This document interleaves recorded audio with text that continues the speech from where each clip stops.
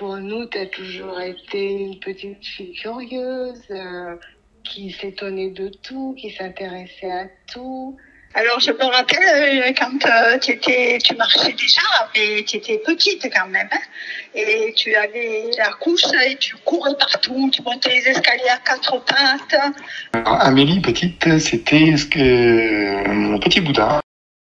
Ben, tu étais toujours en train de vouloir jouer avec moi, toujours vouloir en train d'imaginer des jeux. Moi, j'ai une image de toi quand t'es née, avec ta jolie bouche, t'étais super zen quand t'es née. C'était trop mignon quand t'es sortie. Je me semble que je t'avais filmé et c'était rigolo parce que tu étais vive. Très relax.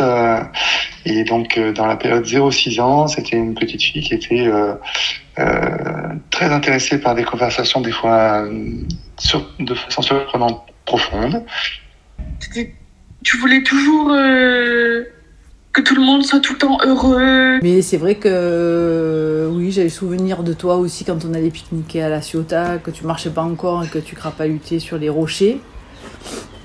Tu voulais toujours aller au clocher. Tu disais, je descends au clocher, je vais au clocher. Oui, très vif, très tonique aussi. T'avais 4 ans, là. Les enfants pouvaient caresser les animaux, mais au début, t'avais peur, tu voulais ressortir. Donc, j'ai vite appris à nager. Hein. Je me rappelle que t'aimais beaucoup l'eau, qu'à chaque fois qu'on était à la plage, t'allais te baigner, tu ne sortais jamais de l'eau comme moi.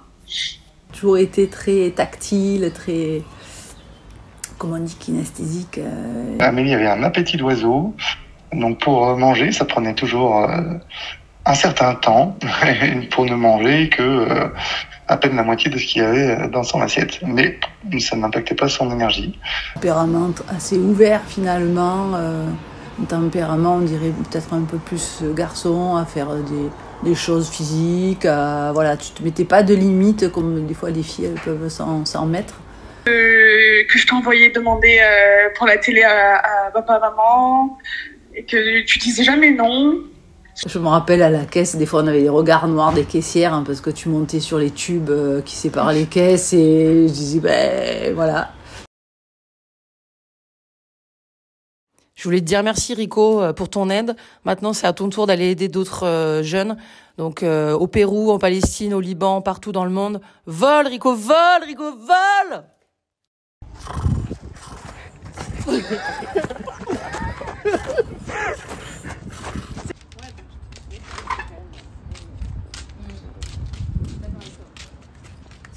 Oh non, mon voile.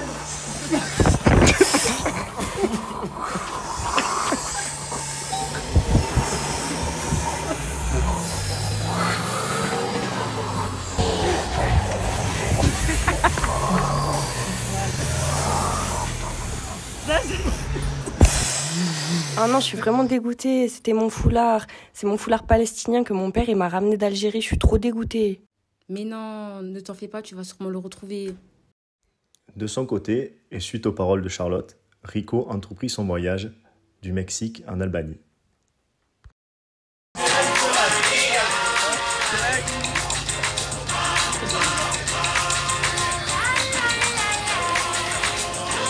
Vas-y, Aminata.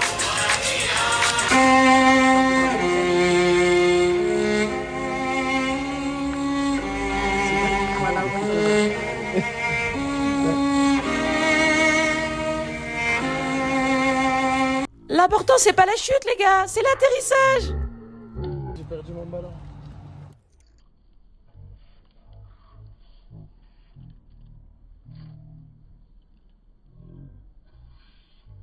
Salut, je pense que ce ballon t'appartient, je te l'ai ramené. Oh merci Rico, cet objet en plus il était hyper important pour moi parce qu'il me rappelle mes origines albanaises et en plus il m'a été donné par ma famille. C'est pour m'ouvrir aux autres et ne pas m'enfermer dans ma zone de confort. Et d'ailleurs tiens regarde, j'ai trouvé ce kéfier, c'est un foulard palestinien. Et je l'ai trouvé et j'en suis sûr qu'il y a quelqu'un qui doit le rechercher. Je te le confie pour que tu puisses le repasser. Tiens, si tu veux le sentir pour savoir à qui il est, je te le passe. Allez, je te fais confiance. Hein. Et merci Rico pour tout ce que tu fais pour nous en tout cas. Tu es vraiment l'oiseau libérateur.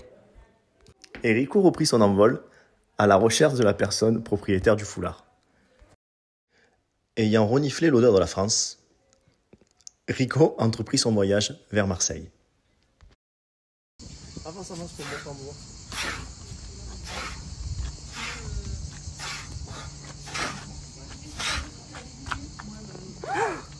Mon foulard. Merci Rico, t'es vraiment un oiseau extraordinaire. Merci, ça me touche trop. Parce qu'en plus, c'est vraiment un foulard qui me rappelle vraiment beaucoup la solidarité. Et j'en avais besoin pour samedi. Il y a la prochaine manif pour la Palestine. Merci Rico. Ciao Rico. Bye bye Rico. Merci. Il faut y aller. Tu es vraiment un oiseau libérateur. Et Rico s'envola vers de nouvelles aventures. On est dans le rôle.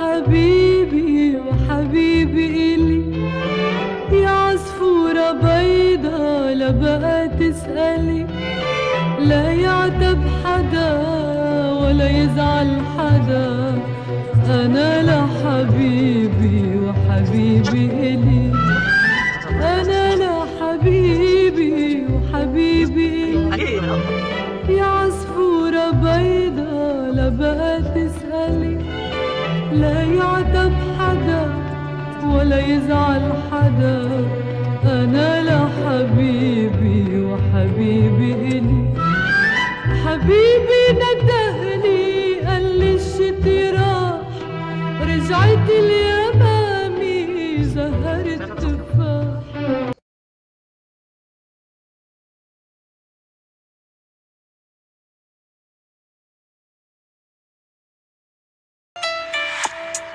C'est pas une vie de ouf, syrienne, arménienne, passé génocidaire, nos familles encore en miettes. Je te parle de la Palestine qui subit un génocide. Allez dire à ces bâtards de sionistes que c'est pas un film. Il reste encore des vies retrouvées sous les débris.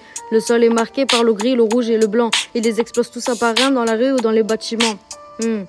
Faut qu'on continue à crier Free Palestine, la couleur verte sur le drapeau en guise d'espoir et d'engagement. Pour qu'enfin le gouvernement change toute la suite, il serait temps de prendre vos responsabilités. Au lieu de me dire que vous n'êtes même pas politisé, même tes enfants seraient traumatisés à l'idée de finir comme cet enfant déchiqueté. Putain, et ça on le voit pas sur BFM TV. Mais aussi le Soudan, la Syrie et le Congo, sans oublier tous les pays et le Burkina Faso.